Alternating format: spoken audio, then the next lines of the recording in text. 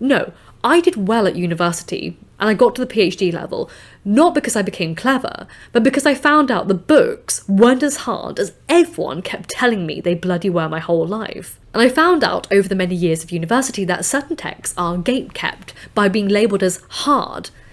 And it's always by people who have never read them themselves. Always. Anyone who has read these texts will never tell you they're too hard to read. Whereas people who have read them will usually encourage people to get on with them. I realise now I'm talking in terms of classics. So if I say classics, I'm kind of referring to ancient classical texts.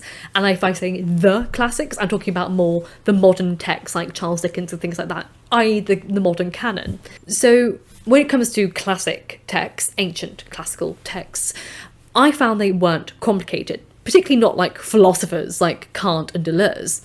But even people who specialise in like Kant, after spending decades studying those books and writing about those books, they will also say they are hard. But even those experts would never discourage other people from giving them a go. Never have I actually met an academic in my field who has read these texts and discouraged anyone from reading them, or told others it's too difficult for them to read.